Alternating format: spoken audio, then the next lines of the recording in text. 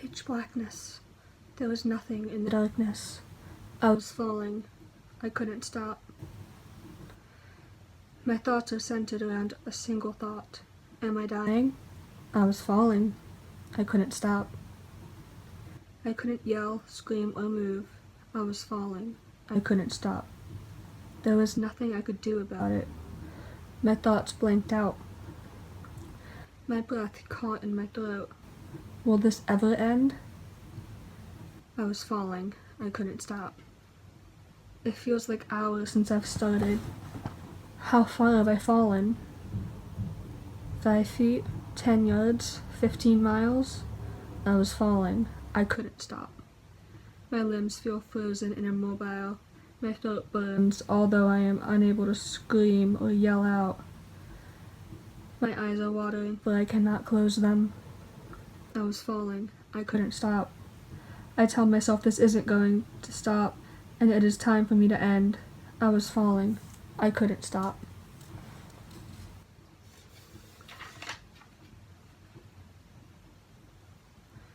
There is plenty of love felt in the darkness. One may not see it. Oh, the irony. But the so-called evil that may be lurking in the shadows could actually be inspired by the light shining through your ever-so-careful soul. That evil that you once called terrifying has actually turned a new leaf. One may not see it, but there's plenty of love felt in the darkness.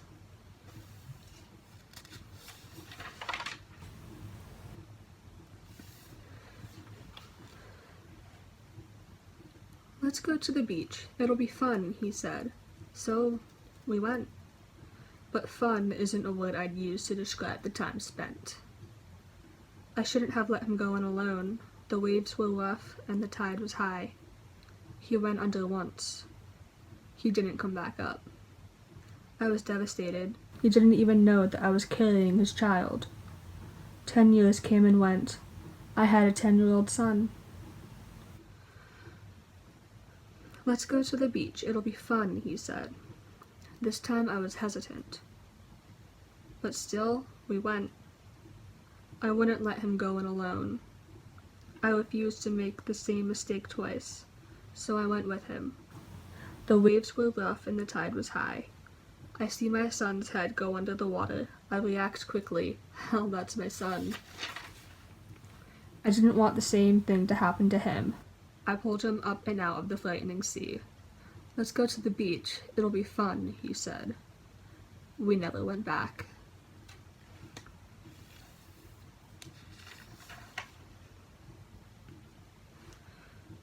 God help me. My thoughts won't stop racing through my mind, yet I cannot speak.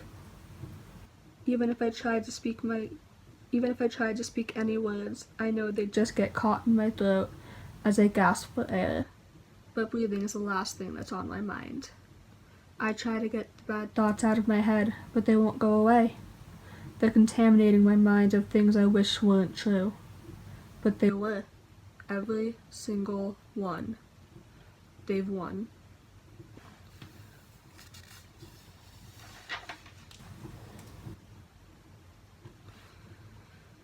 It was true.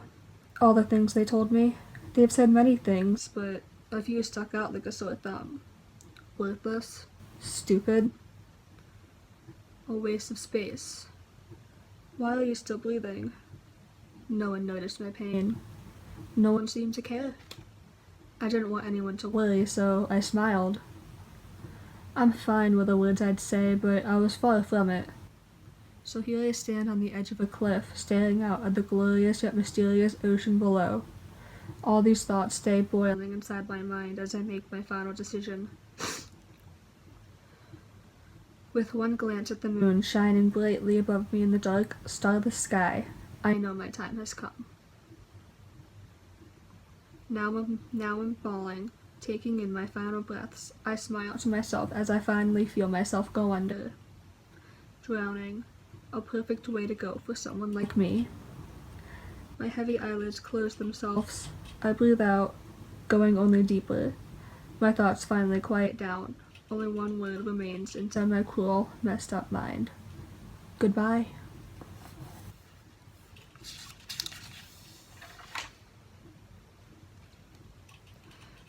different.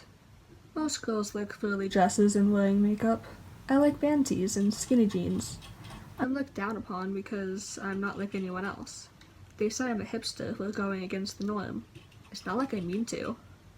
I like what I like, so being who I am is what makes me unique, then yes, I'm different.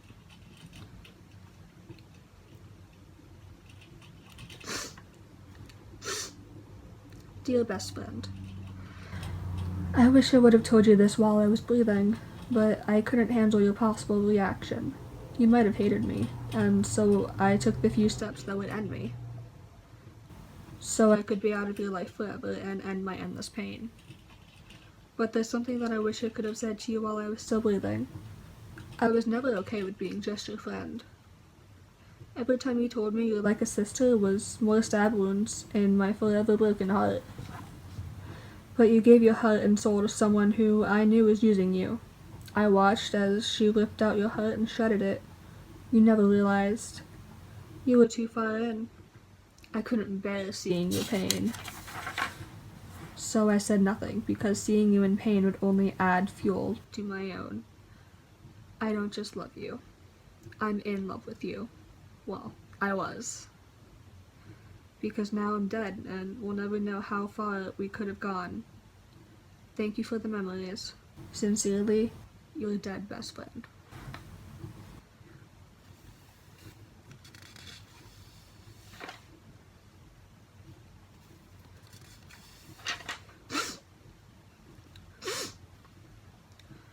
Why do I do this to myself?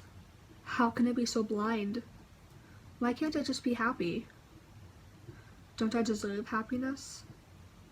How can I get rid of this self-hate? Does anyone actually care? When will it finally end? Is this what I deserve? Was I born to suffer? Can I not live peacefully? What even is peace? How can I achieve it? Is it even achievable? Why can't I stop questioning myself? Why don't I listen to my real friends? Why do I just listen to the fake ones? Why do I do this to myself?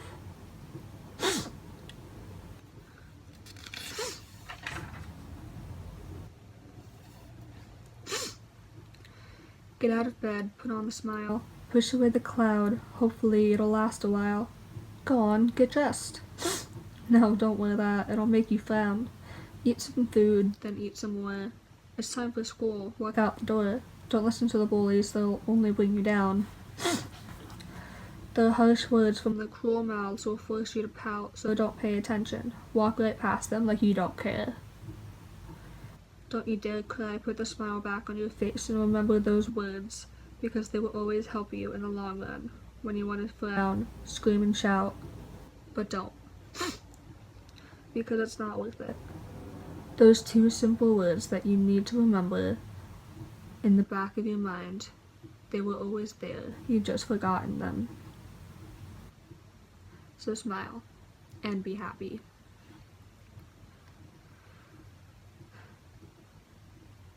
I swear I didn't mean to, something just came up. I had a headache, my dog was sick. Oh, my brother was having a surgery, he wanted to see me when he woke. My fish died. I was kidnapped. Okay, that was a little extreme. I forgot to eat breakfast, my cousin had a heart attack. My sister, wait, I don't have a sister. My imaginary friend flew away. My grandma took me shopping. I had the flu. No, Ebola's not a joke. My house was robbed. I forgot to wake up. Okay, you want the truth? The truth is, I ditched school yesterday.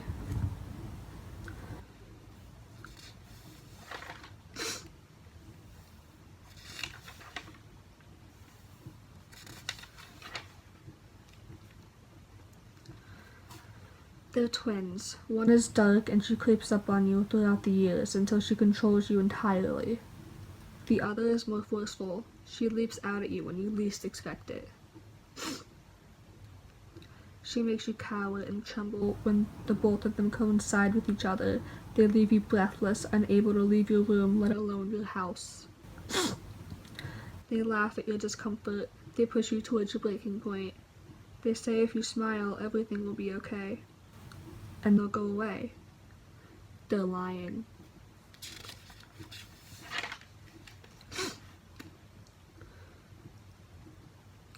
It's quite confusing. Everyone gives me strange looks when I tell them my fear. She's invisible. She is inside me. She is me. Everywhere I go, she's there, watching, wondering, waiting for the right moment to strike me with her painful claws while I desperately attempt to cling to reality. Some call it anxiety. They're not wrong, but they're not right. She's the one who causes it. People just don't seem to understand when I tell them that I'm afraid of fear itself.